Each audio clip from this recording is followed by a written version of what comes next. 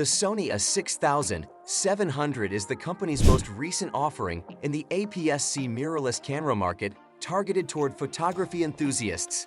It utilizes a 26-megapixel backside illuminated BSI CMOS sensor with image stabilization, and it comes with a comprehensive collection of functions for both still photography and video recording. So in this video, we'll tell you if you should purchase a Sony A6700, so stay tuned till the end. But before starting, make sure to like the video and subscribe to our channel if you haven't already. And now, let's get started. Front dial. The addition of a second command dial to the A6700's front panel is likely the most noticeable upgrade among the camera's many technological improvements. For the first time on a Sony camera in the A6X00 series, you may use both your forefinger and thumb to operate the camera. This makes it competitive with the Sony A7 series, as well as the vast majority of cameras that retail for more than $1,000. 26MP BSI CMOS sensor. It's safe to presume that the BSI CMOS APS-C sensor included in the A6700 is the same one found in Sony's FX30 cinema camera. The 26MP BSI sensors found in the Fujifilm X-T4 and XS20, as well as the Ricoh Pentax K3 IVI, will be intriguing benchmarks to see how this processor performs against.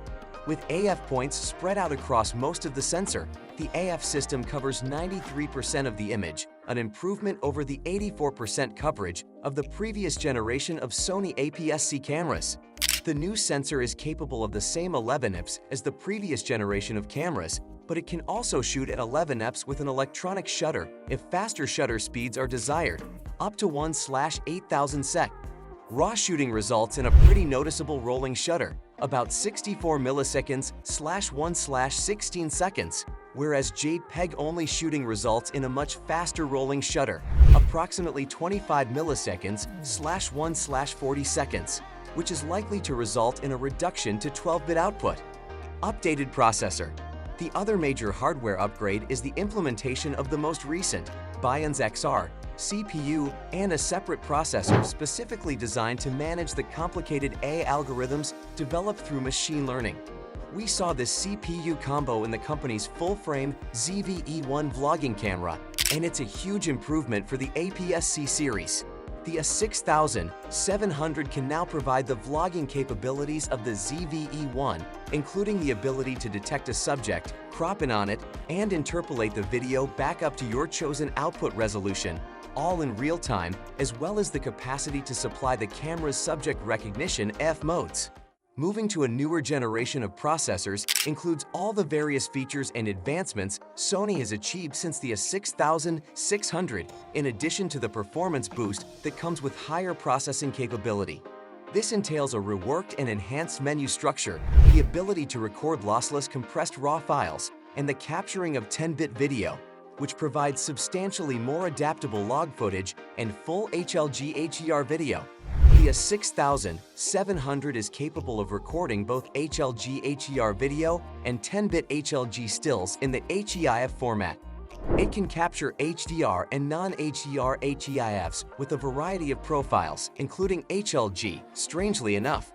However, for your photos to be properly identified as HER, you must shoot in HEIF format exclusively, no RAW, and choose the HLG still option. LUTs.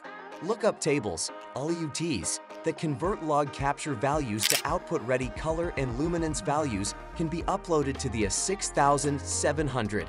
These can either be applied to the footage as is, in effect becoming an uploaded color mode, or utilized only to test the effect they would have if applied, making the on-screen preview understandable. The lookup tables, LUTs, can be incorporated into the video file for usage in post-production if they are used during previewing. Body and controls. The A6700 is shaped very similarly to its predecessors in the A6X00 series, albeit somewhat larger. However, upon closer study, several alterations become apparent. Below the exposure mode dial is a dedicated stills, video, and slow and quick video mode dial, so you can finally have that front command dial.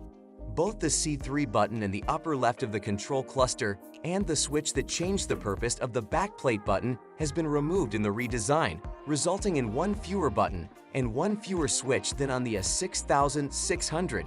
The RECT and C1 buttons have been switched places, making accidental video recording a possibility and making it less of a hassle overall. The chassis is made out of magnesium alloy, and it has the customary environmental sealing claims at all the seams.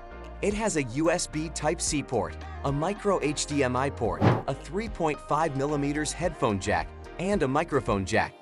This connector supports both USB power delivery and USB 3.2 Gen 2, 10 GIPS data transfer.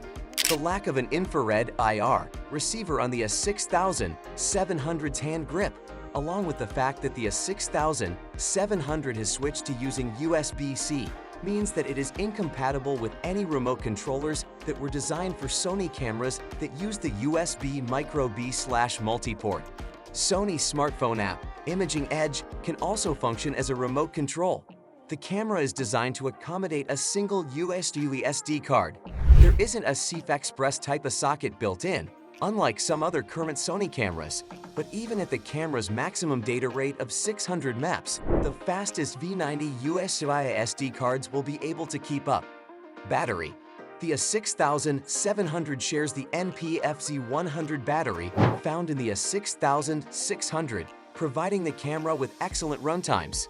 The camera can take up to 570 pictures on a single battery when using the rear LCD, and 550 pictures when using the electronic viewfinder. CIPA's normal tests always presume a battery-intensive shooting style, so you can usually obtain twice that figure if you're careful.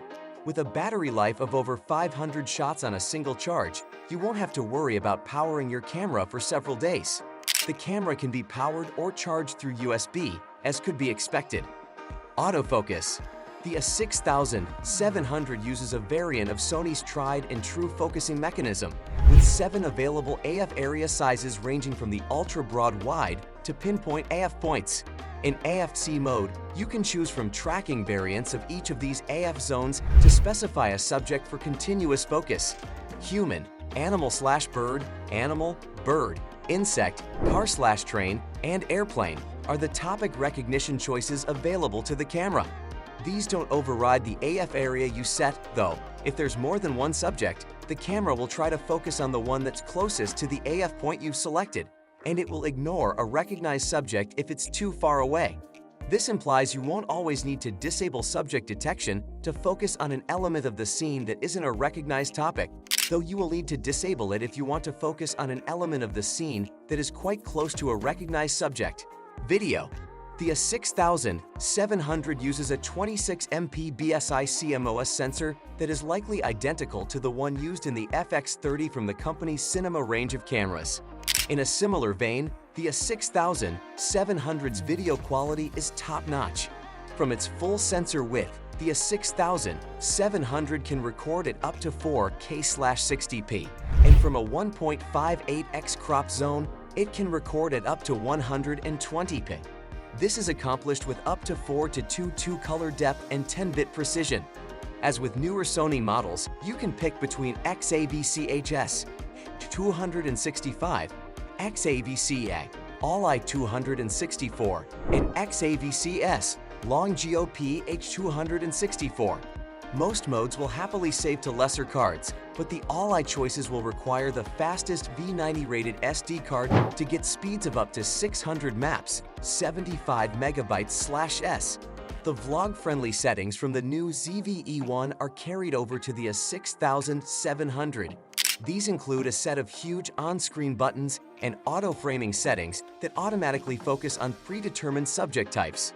Use this with a tripod and wide-angle lens for the best results. The A6700 lacks a dynamic active steady shot option that employs cropped-in picture stabilization to maintain the same composition even as you move. And that's it for today. Thanks for watching. If you liked the video, subscribe to our channel and we'll see you next time.